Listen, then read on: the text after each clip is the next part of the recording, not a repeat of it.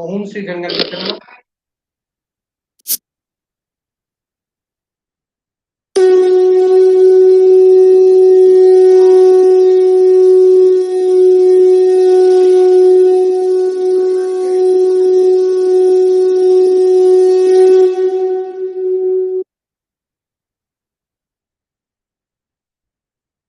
ओम श्री गणगणपति नमः। श्री गणेश की वंदना कर, जिनके स्वामी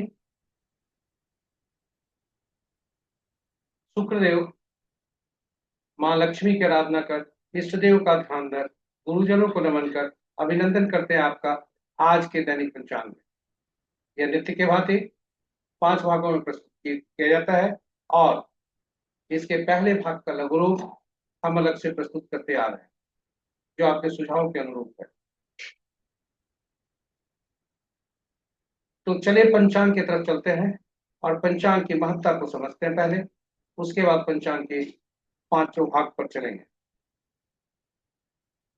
पंचांग हमारे लिए अहम भूमिका अदा करता है। जो हम जानते हैं कि पंचांग शुभ और अशुभ मुहूर्त जानने का माध्यम है, ऐसा नहीं है।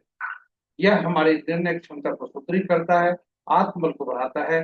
पंचांग प्रकृति और ब्रह्मांड की ऊर्जा के साथ संतुलन स्थापित करने में सहायक होता है, जिसके फलस्वरूप हम सबके जीवन में शांति, समृद्धि और सकारात्मकता का संचार होता है। अतः पंचांग का अनुसरण करके हम अपने जीवन को अधिक सफल और समृद्ध बना सकते हैं।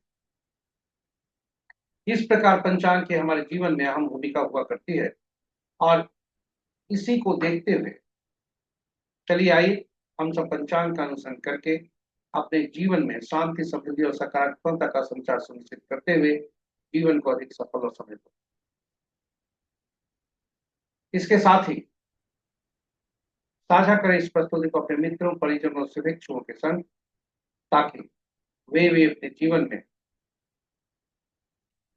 पंचांग का अनुसरण करके शांति, समृद्धि और सकारात्मकता का संचार सुनिश्चित करते हुए जीवन को अधिक सफल और समृद्ध बना सके और उनके इस प्रयास में हम सब एक माध्यम बनकर पुण्य के भाग्य बने। तो चलिए पंचांग के सूची पर चलते हैं। पंचांग के पहले ये 5 भागों में आपके समक्ष प्रस्तुत है। पहला भाग पंचांग मुहूर्त और ग्रहों के गोचर से संबंध रखता है और इसी भाग में से, पहले भाग में से पंचांग और मुहूर्त को लेकर हम लघु पंचांग आपके समक्ष अलग से प्रस्तुत करते हैं। दूसरा भाग तारा बलम, जिसे कहते हैं जन्म नक्षत्र के अनुसार आज कैसा दिन रहेगा।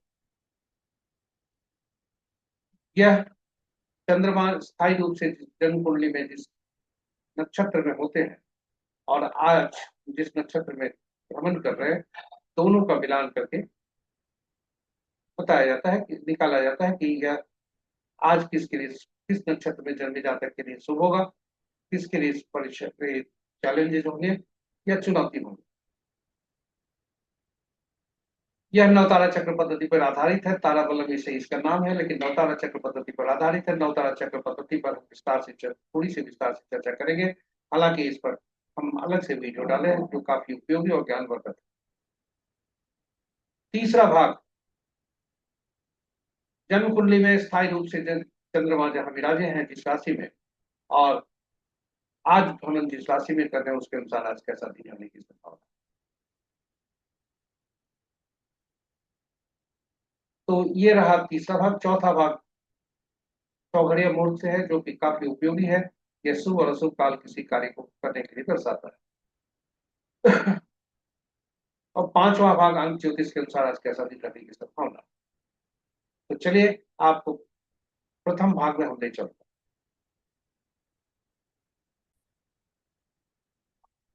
स्वागत है आपका दैनिक पंचांग के पहले भाग में।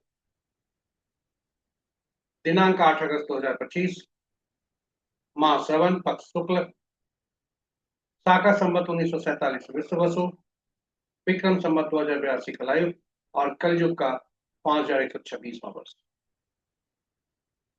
आज का सूर्योदय 5:19 पर, सूर्यास्त 6:30 पर।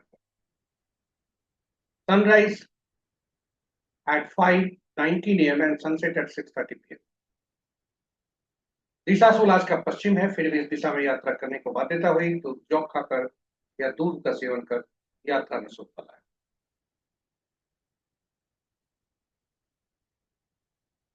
आज का पंचांग के पांचों अंक को देखते हैं।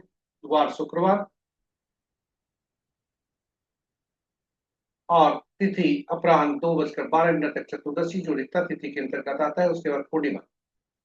नक्षत्र अपराह्न 2:28 तक उत्तराषाढ़ा, उसके बाद श्रवण। योग प्रातः 5:39 तक प्रीति, और उसके बाद आयुष्मान। और यह आयुष्मान कल भोर में 4:09 तक होगा, और तत्पश्चात सभा।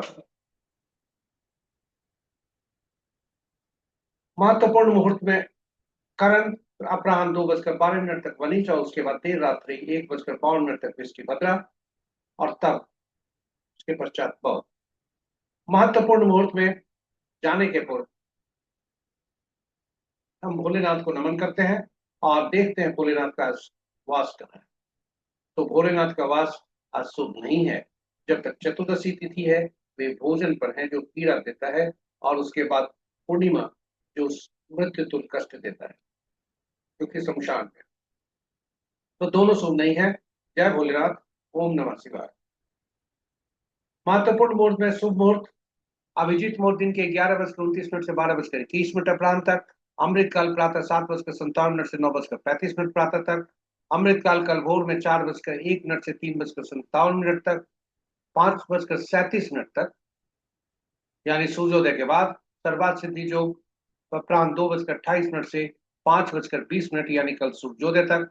रवि योग आज सूर्योदय से प्रातः, आज सूर्योदय से अपराह्न 2:38 तक।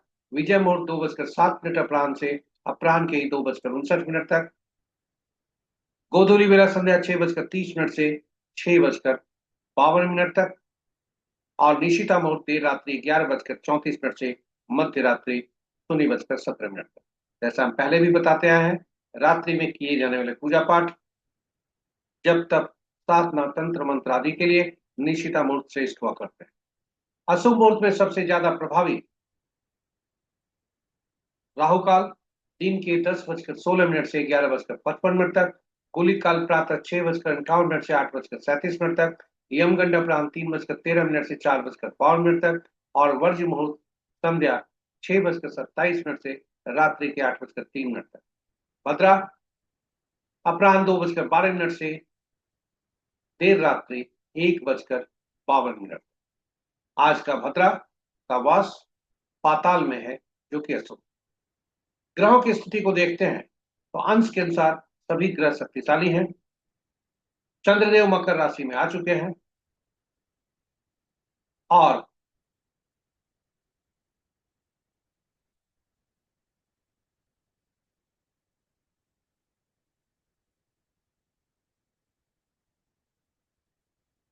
बुधदेव वक्रियस्थ है।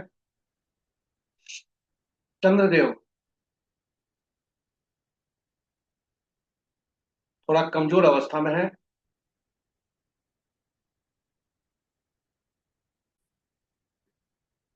चंद्रमा चूंकि मकर राशि में आए हैं, इसलिए अंश के अनुसार ये कमजोर अवस्था में है, शिशु अवस्था में है। और शेष ग्रह मजबूत स्थिति में है। बुधदेव बकरी और अस्त दोनों हैं, और शनिदेव बकरी है। इस प्रकार यदि देखें तो मित्र राशि में 3 ग्रह, शत्रु राशि में 4 ग्रह, सम राशि में 2 ग्रह हैं। और कोई भी ग्रह आपस में राशि परिवर्तन नहीं कर रहे हैं। बुध की राशि में 3 ग्रह, चंद्रमा की राशि में 2 ग्रह, शनि की राशि में 2 ग्रह, मंगल और शुक्र की राशि में कोई ग्रह नहीं, और शेष ग्रहों की राशियों में एक एक ग्रह। नक्षत्र के अनुसार यदि ग्रह को देखें तो चंद्रमा उत्तराषाढ़ा नक्षत्र में आने से सूर्य के नक्षत्र में हो गए हैं, जो कि मित्र अवस्था में है। इस प्रकार मित्र के नक्षत्र में 5 ग्रह, शत्रु के नक्षत्र में 1 ग्रह, सम नक्षत्र में 2 ग्रह, और स्व नक्षत्र में 1 ग्रह। चंद्रमा जब गोचर करेंगे तो अपने ही श्रवण नक्षत्र में जाएंगे, तो अपने ही नक्षत्र में आएंगे। और आज नक्षत्र के अनुसार केवल अभी जब तक नक्षत्र परिवर्तन यानी अपराह्न 2:28 तक एक ही ग्रह स्व नक्षत्र में, इसके बाद दो ग्रह स्व नक्षत्र में आएंगे, मित्र नक्षत्र में ग्रहों की संख्या घट जाएगी। केतु, चंद्र, मंगल ऐसे तीन ग्रह हैं जो किसी नक्षत्र, जिनके नक्षत्र में कोई भी ग्रह नहीं है, इसलिए स्वतंत्र ग्रह। बृहस्पति और राहु दो ग्रह ऐसे हैं जो आपस में नक्षत्र परिवर्तन कर रहे हैं, यानी बृहस्पति राहु के नक्षत्र में और राहु बृहस्पति के नक्षत्र। इस प्रकार सूर्य देव, राहु देव और शनि देव के नक्षत्र में दो दो ग्रह हैं। केतु, चंद्र, मंगल के नक्षत्र में कोई ग्रह नहीं है और शेष ग्रहों के नक्षत्र में एक एक ग्रह है। इस प्रकार ये पहले भाग की प्रस्तुति यहाँ पर समाप्त होती है। हम आपको ले चलते हैं दूसरे भाग में, जो नक्षत्र के अनुसार आज कैसा दिन रहने की संभावना है यह बताता है। स्वागत है आपका दूसरे भाग। इसे ताराबलम कहा जाता है। ताराबलम के नीचे वर्टिकल कॉलम में आप देखेंगे तो यह जन्म, चंद्रमा का जन्म कुंडली में स्थायी जो किस नक्षत्र में है वह बताता है, और ताराबलम के हॉरिजॉन्टल लाइन में जो कॉलम है वह बताता है चंद्रमा आज किस नक्षत्र में गोचर कर रहा है। इसे ताराबलम कहा जाता है और यह नव तारा चक्र पद्धति पर आधारित है। जब चंद्रमा के परिप्रेक्ष्य में देखते हैं तो आज के बारे में हमें पता चलता है, और जब हम विस्तार रूप से नव तारा चक्र पद्धति पर देखते हैं तो जातक के जीवन भर का परिणाम मिलता है। चाहे दशा महादशा का परिणाम कैसा होगा, जन्म कुंडली में बैठे ग्रह कैसा फल दे पाएंगे, और जीवन में जितने भी व्यक्तियों से संपर्क होता है वे कैसा फल हमारे लिए कितने लाभकारी या चुनौती भरे हो सकते हैं, और हम उनके लिए क्या हो सकते हैं, ये सभी नवतारा चक्र पद्धति पर आधारित है और नवतारा चक्र पद्धति से हम जान सकते हैं। यदि ये सभी चीजें यदि हमें अग्रिम पता चल जाए तो क्या हमारा जीवन चुनौती में भी सामान्य जैसा जीवन नहीं चल सकता, और यह हमारे स्वास्थ्य पर अच्छा प्रभाव डाल सकता है ना। तो नौ तारा चक्र पद्धति पर आप जरूर देखें हमारी विशेष प्रस्तुति। नौ तारा चक्र पद्धति जैसे हमने बताया कि किसी भी व्यक्ति से कैसे संबंध रहेंगे यह बताता है। दशा महादशा का फल कैसा होगा, यदि अच्छा फल है तो हम उसमें अच्छे परिणाम की संभावना है, तो उसमें हम अच्छे परिणाम के हेतु शुभ कार्यों का निष्पादन करेंगे। वहीं अगर थोड़ी चुनौती भरे समय आ सकते हैं, आने वाले हैं, ऐसे संकेत मिल रहे हैं, तो हम चुनौती को सामना करने के लिए मानसिक रूप से तैयार होते हैं, जो वेद जिससे वेदना कम होती है, पीड़ा कम होती है, और यह हमारे स्वास्थ्य को कुप्रभावित कम करता है। इस प्रकार हम ग्रहों के बारे में जान सकते हैं। तो ग्रह का मन नक्षत्र होता है, इसलिए नवतारा चक्र पद्धति पर है। बहुत महत्वपूर्ण है, अद्भुत पद्धति है, सटीक पद्धति है, और हमने अपने प्रस्तुति में नवतारा चक्र पद्धति की सटीकता को प्रमाणित करने हेतु भगवान राम, मां सीता तथा पवन पुत्र हनुमान की जन्म कुंडली रखी है उसमें, और ये इतिहास के पन्नों पर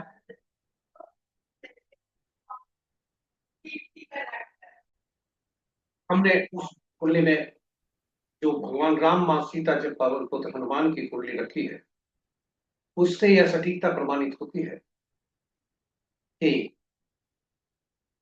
इनके संबंध कैसे थे। इनके संबंध इतिहास के पन्नों में भी है और हर की जगह पर। और जब नवतारा चक्र पद्धति से हम प्रमाणित करते हैं होता है कि यह उनके संबंध बहुत अच्छे थे, तो इसकी प्रमाणिकता साबित हो। ग्रहों के मन नक्षत्र होते हैं, नक्षत्र ग्रह के फल नहीं देते। ग्रह अपना फल नहीं देते, ग्रह नक्षत्र ग्रह के ही फल देते हैं। हमें बोलने में कोई चूक हुई तो माफ करेंगे। हम बताते हैं कि ग्रह का अपना फल नहीं देते, वो ग्रह नक्षत्र के अनुसार फल देते हैं। तो ग्रह नक्षत्र के अनुसार यानी ग्रह के मन नक्षत्र हुआ करते हैं, और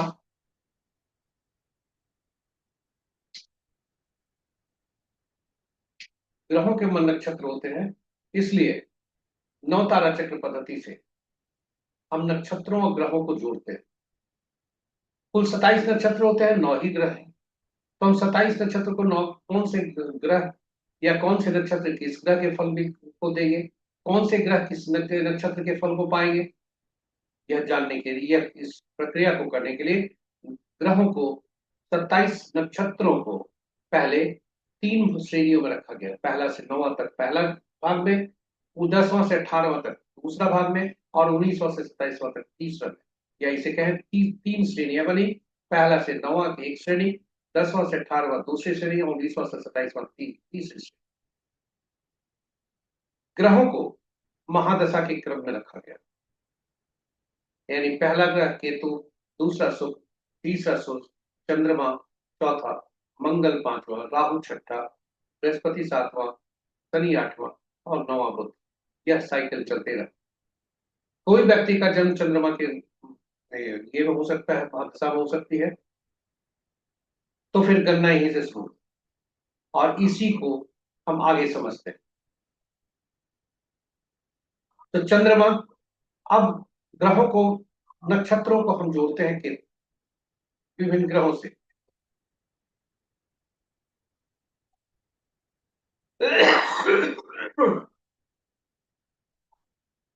तो नक्षत्रों को हर श्रेणी में से जो पहला नक्षत्र हुआ, यानी पहला, 10वां, 19वां नक्षत्र, इसका स्वामित्व तो पहले ग्रह को दिया गया। और इसी प्रकार दूसरा, 11वां और 20वां नक्षत्र का स्वामित्व दूसरे ग्रह शुक्रदेव को दिया गया। और यही क्रम में आगे बढ़ते हुए 9वां, 18वां, 27वां नक्षत्र का स्वामित्व बुध, 9वां ग्रह बुध देव को मिला। और यह सारणी इस तरह से बनी। यह बहुत ही महत्वपूर्ण सारणी है, आप इसको सहेज कर रख सकते हैं। केतु देव के लिए उपयोग करते करते आपको याद भी हो जाए, केतु देव को अश्विनी, माघा और मूला नक्षत्र मिला। शुक्रदेव को भरणी, पूर्व फाल्गुनी और पूर्वाषाढ़ा नक्षत्र, जो क्रमशः 2, दूसरा, 11वां, 20वां नक्षत्र हुए। इसी क्रम में बढ़ते हुए 5वां, 14वां, 23वां नक्षत्र का स्वामित्व जो मृगशिरा, चित्रा और श्रविष्ठा हुए, उनका स्वामित्व मंगल को किया। और 9वां, 18वां, 27वां नक्षत्र जो क्रमशः श्लेषा, ज्येष्ठ और रेवती हुए, उनका स्वामित्व बुधदेव को किया। अब फलित कैसे करते हैं, यह बहुत महत्वपूर्ण है, इसे ध्यान से सुनेंगे और देखेंगे।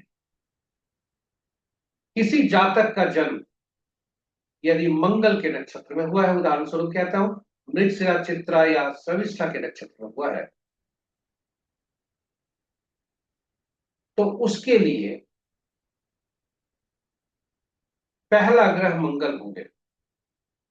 और व्यक्ति का जन्म मंगल के महादशा में ही होता है, यानी वहां भी इसी क्रम में आगे बढ़ेंगे। तो पहला ग्रह महादशा हो जो मंगल हुआ, यह मिश्रित फल देगा। मृगशिरा, चित्रा या श्रविष्ठा कोई भी नक्षत्र हो, उसके स्वामी तो मंगल होते हैं। और ये नक्षत्र, किसी भी नक्षत्र में जातक का जन्म हुआ, तो उनके पहला ग्रह मंगल बनते हैं। और गणना यहीं से आरंभ होती है, केतु देव से नहीं। और आगे बढ़ते हैं राहु की तरफ, फिर बृहस्पति, शनि, बुध, और फिर केतु से आरंभ होते हैं।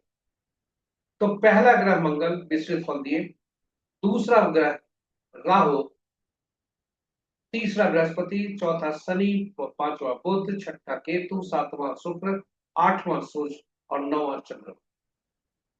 तो जातक के लिए जब भी गणना हम आरंभ करते हैं, तो पहला ग्रह मिश्रित फल देते हैं, दूसरा, चौथा, छठा, आठवां और नौवां ग्रह शुभ फलदायी होते हैं। वही ठीक इसके विपरीत पहला, तीसरा, पांचवा और सातवां ग्रह पीड़ादायक। और दोनों के ये में जो मात्रा होती है लाभ की या पीड़ा की, वह जैसे जैसे क्रम संख्या बढ़ता है वैसे वैसे बढ़ता है। तो इस प्रकार यह सूची हमारे पास इस तरह से तैयार होती है। पहला ग्रह हम जैसे बताए थे, दूसरा, चौथा, छठा, आठवां, नौवां, ये सब फलदायी होते हैं। वही तीसरा, पांचवा, सातवां विपत्ति के कारक होते हैं, पीड़ा देते हैं और असुरता भी देते हैं। तो इस जातक के परिप्रेक्ष्य में यदि देखें, मंगल से इनका जन्म हुआ, मंगल जन्म नक्षत्र हुए, ये पीड़ा देंगे। राहु, शनि, केतु और सूर्य तथा चंद्रमा इनके लिए शुभ फल लेकर आएंगे। वहीं बृहस्पति, बुध और शुक्र इनके लिए पीड़ादायक हो सकते। तो अगर हमें पता चल गया कि ये ग्रह हमारे लिए पीड़ादायक है, तो क्या हम आगे से नहीं जान सकते कि इस दशा महादशा में अक्षम गुजरेगा और ये दशा महादशा हमारे लिए प्रॉब्लमेटिक होगा? जन्म कुंडली में अगर हमारे उदाहरण के लिए चंद्रमा या बृहस्पति बहुत अच्छे भाव में बैठे हुए, पांचवें भाव में बैठे हुए, लेकिन यहाँ पीड़ादायक है, फिर कहां से शुभ फल देंगे? तो यह हम इस तरह से आकलन करते हैं और अपने आप को तैयार करते हैं। तो महादशा में भी हमने देखा, कुंडली में भी देखा। अब देखते हैं आपस का संबंध कैसे निकाला जाता है। तो जातक का यदि हमारा जन्म मंगल के नक्षत्र में हुआ है, कहीं से देखिए मृगशिरा, चित्रा और शतभिषा, तो हमारे लिए श्रविष्ठा श्रविष्ठा मृगशिरा, चित्रा और शर्विष्ठा नक्षत्र में अगर हमारा जन्म हुआ है, तो यह उसके लिए, उस जातक के लिए पुनर्वसु, विशाखा, पूर्वा भाद्रपद, अश्लेषा, ज्येष्ठा, रेवती, क्योंकि जो इसके लिए तीसरा ग्रह बृहस्पति बने, पांचवा अश्लेषा, ज्येष्ठा, रेवती पांचवा ग्रह बने, और शुक्र इनके सातवां ग्रह बने, भरणी, पूर्वा फाल्गुनी और पूर्वाषाढ़ा। ये सही ने 9 नक्षत्र जो हुए इनके, यानी 12 नक्षत्र। पहला तो मंगल जन्म का ही, उसके बाद 3 बृहस्पति के नक्षत्र, 3 बुध के नक्षत्र और 3 शुक्र के नक्षत्र। इस नक्षत्र में जन्मे जातक जातक इस व्यक्ति के लिए, जिनका मंगल के नक्षत्र में जन्म हुआ है, पीड़ादायक। और सबसे शुभकारी यदि होंगे तो मृगशिरा नक्षत्र में यदि जातक का जन्म हुआ है, तो इसका 27वां नक्षत्र कौन बनेगा? रोहिणी। चित्रा का सबसे 27वां नक्षत्र हस्ता बनेगा, और श्रविष्ठा का 27वां नक्षत्र श्रवण बनेगा। ये काफी फलदायी हो, तो फलदायी। और इसी तरह से हम फल को निकालते हैं। तो हम यह इसको सहेज कर रखें, आपके लिए शुभ परिणाम लेकर के आपके लिए सहयोग करेगा, इसे आप परिणाम देख लें। तो इस तरह से हम नवतारा चक्र पद्धति पर फलित करते हैं। अब आपको हम ले चलते हैं आज का नक्षत्र क्या कहता है।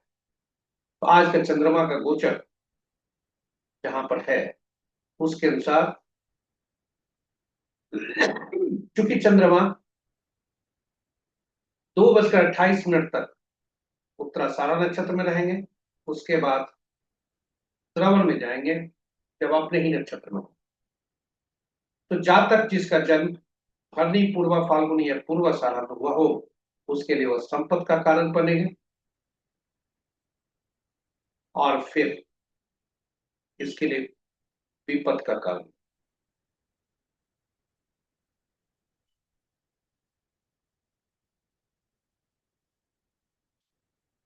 और इस तरह से हम फलित करते हैं।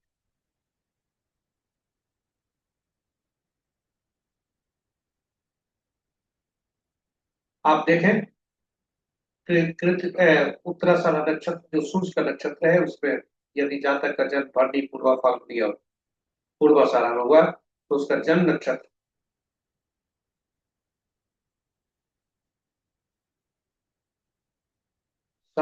जन्म नक्षत्र प्रारंभिक में संपत्त होते हैं, उसके बाद विपत्त होते हैं। उसी तरह दूसरा जो नक्षत्र उदाहरण स्वरूप हम देखते हैं पुनर्वसु, पूर्वा फाल्गुनी और पूर्वा भाद्रपद। इसके लिए पहला भाग साधक का काम करता है, दूसरा भाग नैधन्य का काम करता है, और इस तरह से हम फलित करते हैं।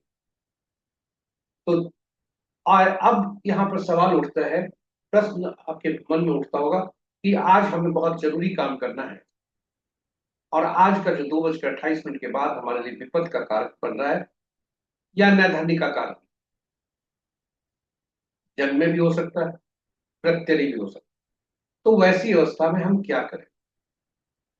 अशुभता की स्थिति है, तो आपको नेक सलाह मैं देता हूं कि इस अवधि को टालें, या तो कार्य का निष्पादन 2:28 के पहले कर लें शुभ मुहूर्त देखकर, नहीं तो उसे कल के प्रति ले जाए।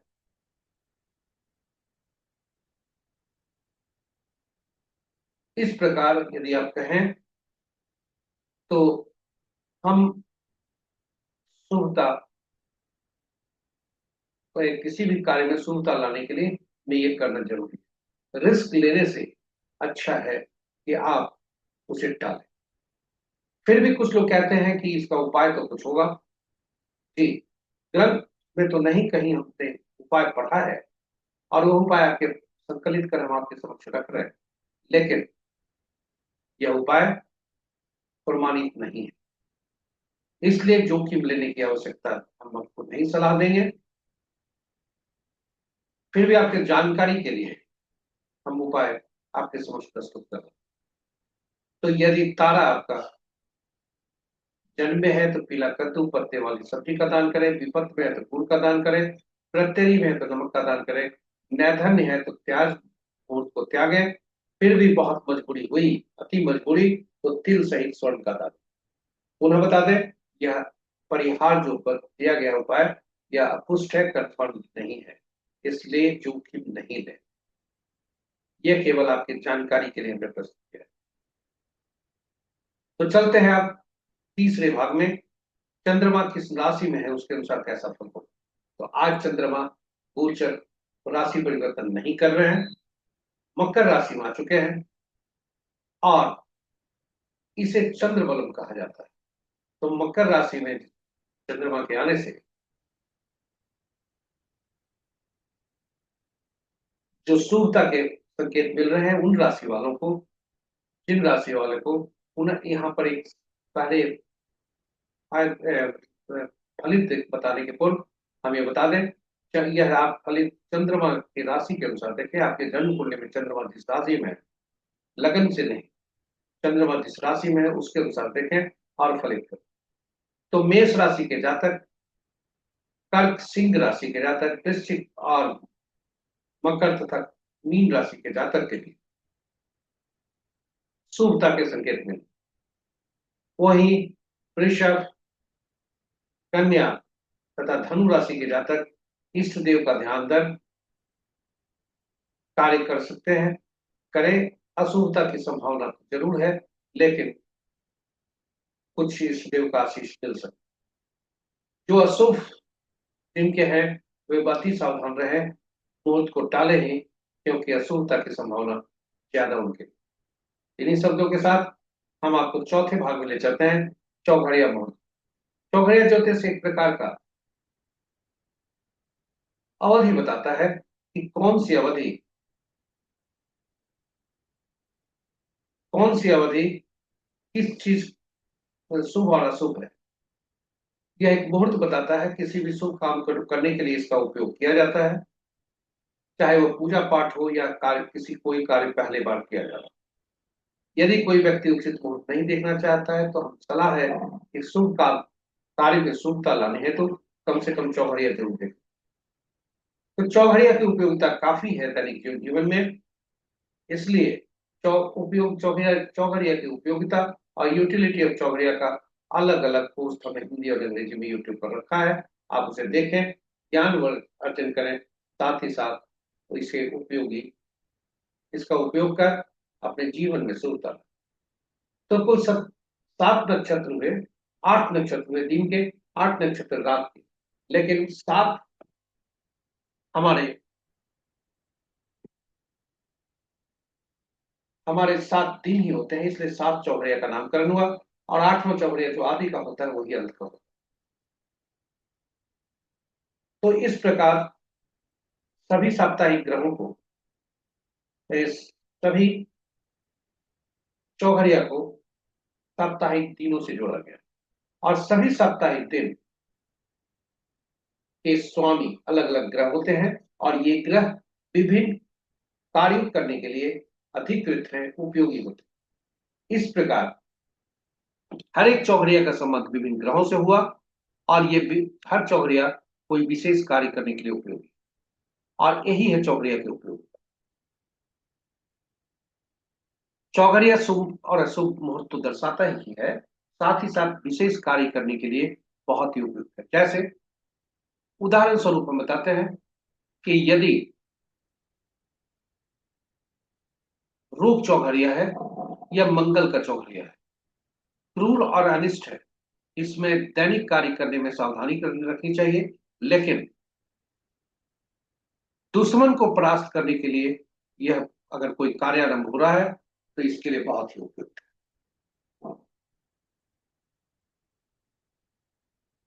उसी तरह उद्वेग चौघड़िया सूर्यदेव से संबंधित है।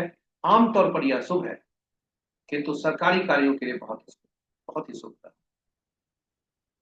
तो इस तरह से हम चौघड़िया का उपयोग करते हैं, और इसकी उपयोगिता काफी है, विशेष कार्यों के लिए भी करते हैं और दैनिक कार्यों में भी करते हैं।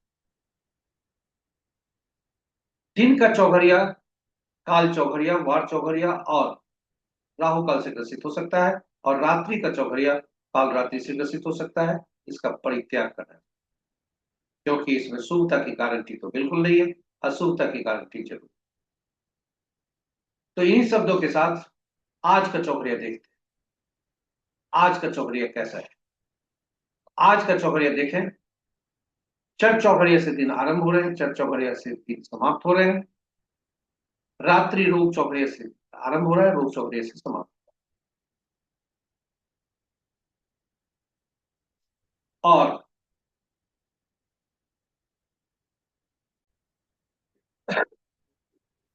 दिन का चौघड़िया वार वेला, अमृत चौघड़िया जो है वह वार वेला से ग्रसित है। काल चौघड़िया काल वेला और राहु काल दोनों से ग्रसित। वहीं रात्रि का चौघड़िया लाभ चौघड़िया काल रात्रि से। तो इन चौघड़िया को त्याग देना चाहिए, और विशेष और सभी चौघड़िया का उपयोग करना चाहिए।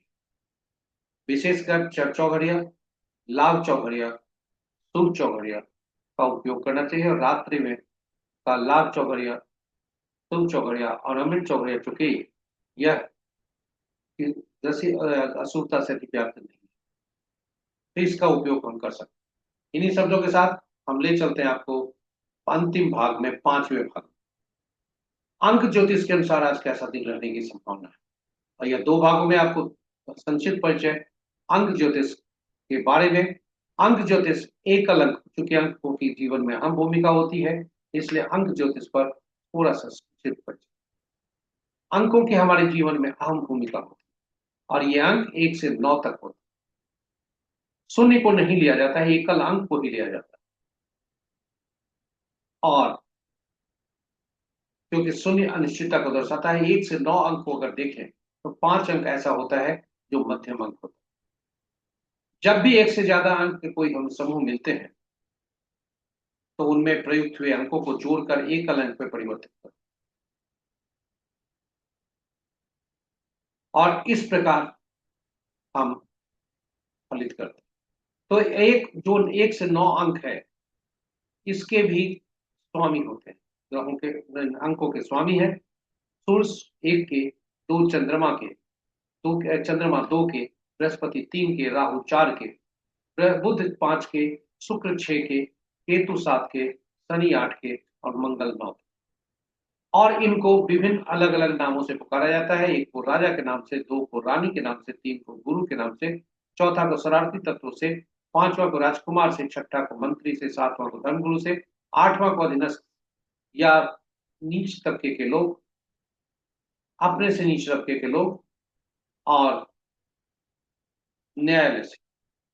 मंगल 9 को सेनापति, डॉक्टर, और पुलिस, इस प्रकार इन अंकों को देखा जाता है। हर अंकों को अलग अलग नामों से जाना जाता है। और यदि आप इसमें देखें कि जो दो नाम हैं उसमें आपस में संबंध कैसे हैं, वही अंकों का असली संबंध है। इस पर आगे भी हम बताएंगे। अब जन्म तिथि में हमारा अंकों के ये में कल गणना में ऐसे कुछ अंक होते हैं जो स्थिर होते हैं, ईश्वर द्वारा प्रदत्त होते हैं, और यह स्थिर होते हैं, यह बदला नहीं जा सकता, जैसे जन्म तिथि। और जन्म तिथि से निकलने वाले कुछ अंक जैसे मूलांक और भाग्यांक, मूलांक तिथि को जोड़कर निकाला जाता है और भाग्यांक तिथि वर्ष और माह को जोड़कर और एकल अंक में परिवर्तित किया जाता है। एक और अंक है जो इस एंजल नंबर होता है, विशेषकर अंक ईश्वर देते हैं, वह है एंजल नंबर। और यह जो वर्ष है उसके अनुसार गणना की जाती है। तो वर्ष को जोड़कर, वर्ष के अंकों को जोड़कर जो एकल अंक में प्राप्त हुए, पुरुष के लिए 11 में से उसे घटाते हैं, महिला के लिए 4 उसमें जोड़ते हैं, और वह एंजल नंबर होता है, ईश्वर द्वारा एक तरह का ये ज्यादा गिफ्टेड नंबर, सबसे महत्वपूर्ण गिफ्टेड। अब हमारे पास डायनेमिक नंबर होते हैं, जो कि सबसे पहला नंबर और लॉन्ग लास्टिंग नंबर होता है, वह है नाम। एक तरह से स्थिर होता है, और नाम के भी को भी अंक में बदला जा सकता है, क्योंकि उनके हर अक्षर के अंकीय मूल्य होते हैं, और इस प्रकार नाम को हम बदल सकते हैं। कैसे? नाम को बदलने की बात नहीं है, नाम को हम अंकों में परिवर्तित कर सकते हैं, और नाम को अंकों में परिवर्तित करने के उनका हर अक्षर का अंकीय मूल्य को अंकों में परिवर्तित कर और पुनः उसको सभी को जोड़कर फिर एकल अंक में परिवर्तित कर। तो यह प्रक्रिया हम किसी में करते हैं। मूलांक और भाग्यांक में आपस में दुश्मनी जब भी होती है, तो नामांक ही ऐसा होता है जो बीच के मध्यस्थता करता है और उनकी एनर्जी को बरकरार रखता है, क्योंकि नाम की जो ऊर्जा है हमारे जीवन को, जीवन से मृत्यु तक हमें मिलती रहती है। बहुत ही महत्वपूर्ण नाम को जब भी निर्धारित करते समय यह सुनिश्चित करना चाहिए कि हमारे मूलांक और भाग्यांक का वह मित्र। यह रही अंकों के। आप जानना चाहेंगे कि अंक के मित्र और तटस्थ तथा शत्रु कौन है, तो पहले जानिए संक्षेप में अंकों के शत्रु। स्वाभाविक है, जब अंकों के शत्रु आप जान जाएंगे तो अंकों के जो मित्र है और तटस्थ जो उनके लिए नुकसानदायक नहीं है वो आप जान सकते। तो चलिए, एक अंक का 8वां, 2 अंक का 4 6 8 9, 3 का 6, 4 का 8 9 4 2, 5वां मोस्ट ब्लेसेड नंबर है, इसलिए इसको नहीं मिल, कोई भी विरोधी नहीं है। छठा को 3 9, 7वां को खुद 7 9 3, 8 का खुद 8 और 1 2 9 4 8 4, और 9 का खुद 9 और 6 4 2 8। ये सभी अंक दुश्मन है, इसलिए नाम कभी भी आपके मूलांक और भाग्यांक का दुश्मन नहीं होना चाहिए, नहीं तो जीवन भर संघर्ष होने की संभावना है। उसी तरह नाम का पहला अक्षर भी मायने रखता है। वह आपका यदि मूलांक 1 है तो एफ और पी से नाम आरंभ नहीं होना चाहिए। उसी तरह नाम यदि 6 है तो सी एल एस से नहीं होना चाहिए, 7 है तो सी एल एस जेड से नहीं होना चाहिए। इस तरह से हम सभी अंकों का आकलन करते हैं। तो ये रहे हमारे प्रस्तुति। अब हम आज के अंक ज्योतिष के अनुसार आज शुभता कैसी है, कैसे संकेत मिल रहे हैं। तो आज का दिनांक है 8 अगस्त 2025। मूलांक 8 है, मूलांक 8 है और भाग्यांक 9 7 है।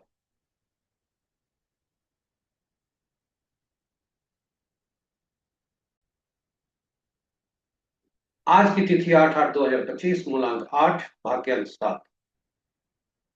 और इस प्रकार हम देखते हैं 8 और 7 का संबंध कैसा है,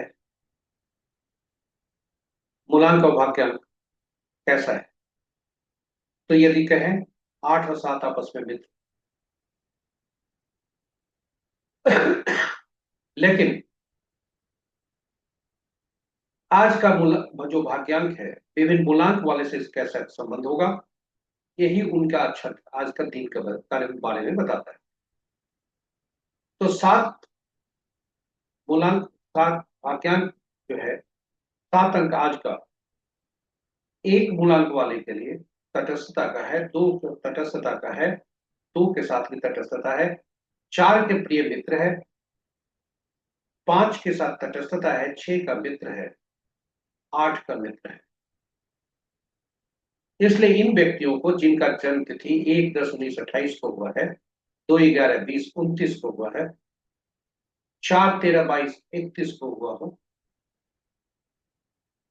5/14/23 को हुआ है, 6/15/24 को हुआ है और 8/17/26 तिथि को हुआ, किसी भी माह का, उनके लिए दिन आज शुभ होने के संकेत हैं। और जिस जातक का जन्म 3/12/21/30 को हुआ है,